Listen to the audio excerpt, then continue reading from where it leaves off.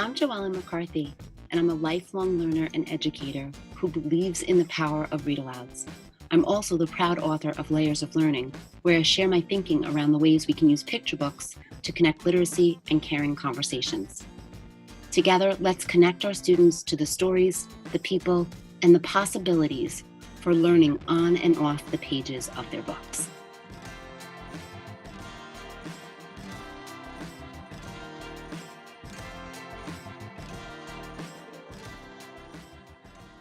Hi, everyone. I'm so excited to be back today at the Behind the Books and How series of inside information behind the wonderful books that are created by individuals like our special guest today, Kathryn Otoshi, who is an award-winning author and illustrator. And she is also a personal friend, I have to say, just to give an amazing, amazing thank you and shout out that she did the cover illustrations for my own book, Layers of Learning. But Kathryn, I'm so excited that we get to talk today about your upcoming spectacular heart print book, Lunch Every Day. So welcome, Kathryn.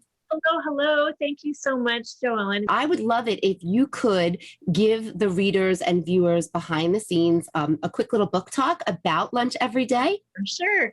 You know, it came about because I was going to different conferences and speaking about book one, for example, which has to do with standing up and making a difference.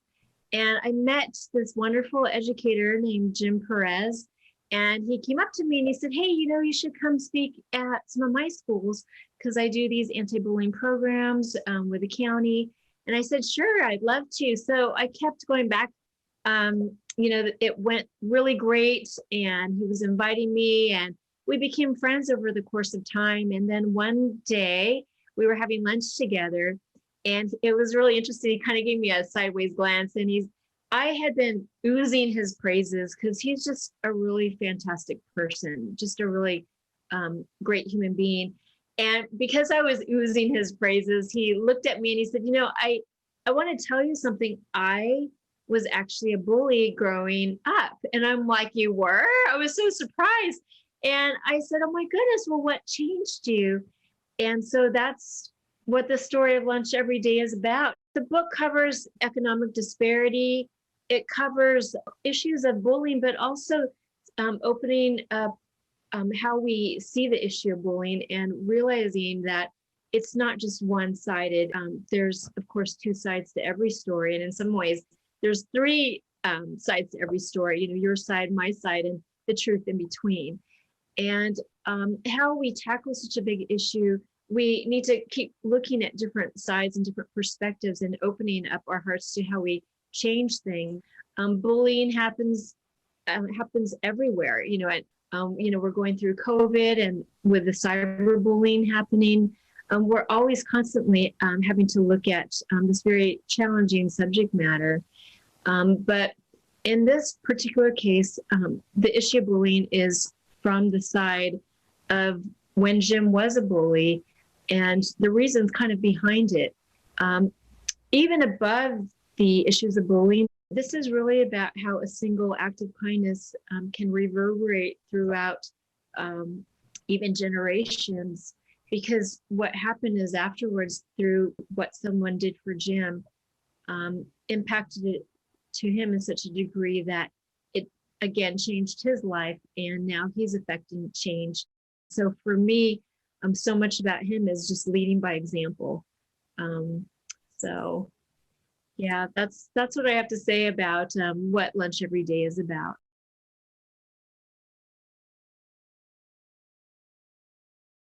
You are so creative in everything that you do.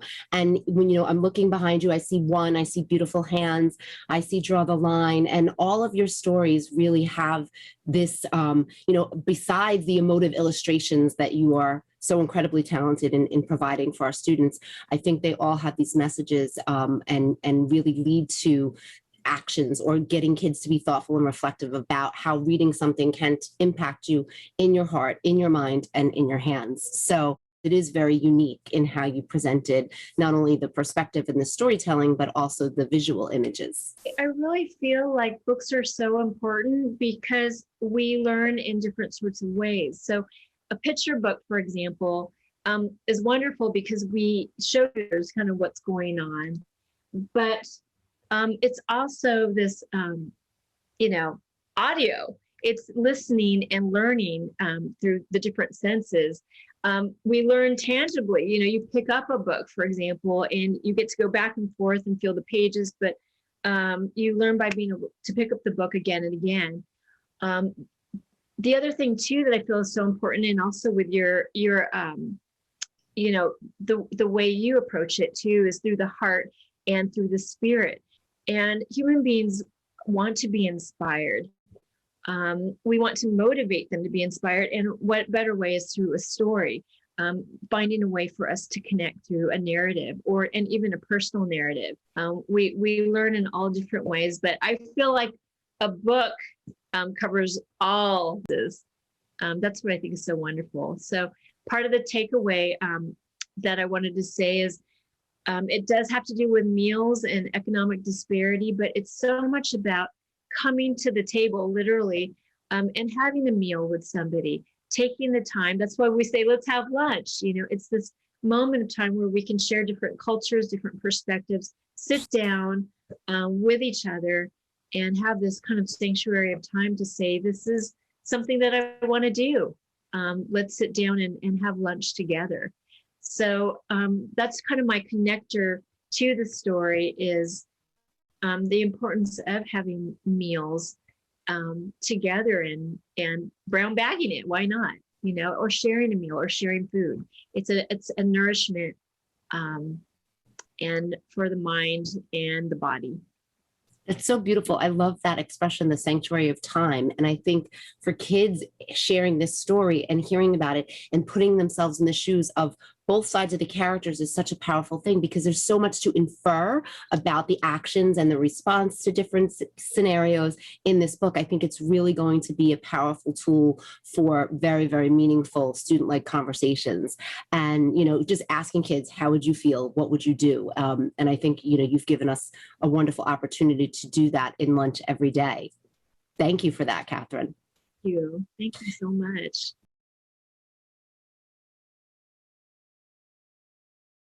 How about if there's any other information behind the scenes that the readers and viewers and students wouldn't know about doing this book or your process in this work?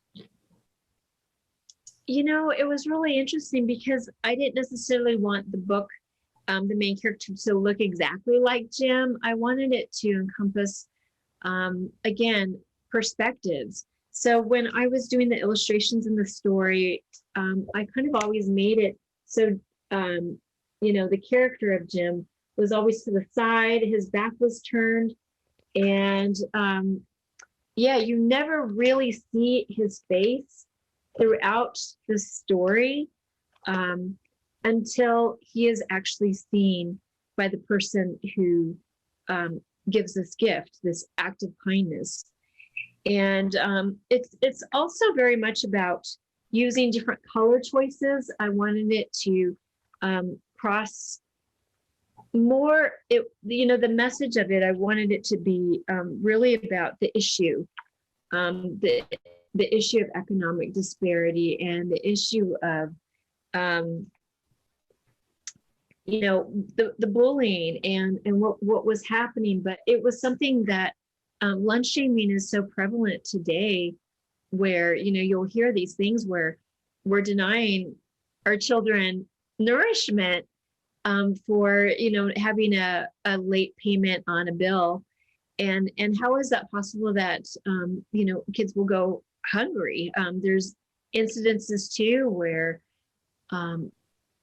you know, schools would throw away 30, 40, 50 lunches, and all that food goes to waste. And I don't have all the answers to this, but by, again, asking questions of what can be done, I think collectively maybe we can come up with some answers. So I just feel like this issue is important, and it's a bigger issue beyond me for sure. But yeah, how can that be? How can that be that some of our children are going hungry? I think that is something that we all, teachers and educators, need to thank you for, because I don't think there are enough books that, we can have these discussions and look at and then, you know, discuss with kids possibilities. We don't all have the answers, but we also have the opportunity to talk about how we can name and manage, emotions when things like this, these things occur in our classrooms.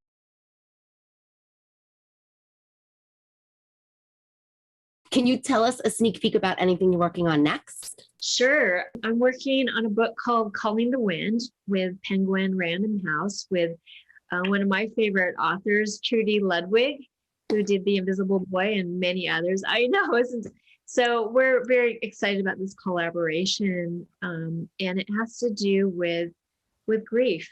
And just briefly, over in Otsuchi, Japan, a man had a cousin die, and he was not able to express his grief in words, and he ended up getting a European telephone booth, painted it white, and he put a rotary phone in there, and he picked it up, and it wasn't connected to anything, but he found that it was such a relief to be able to find a symbolic way to be able to talk to a loved one who had passed away.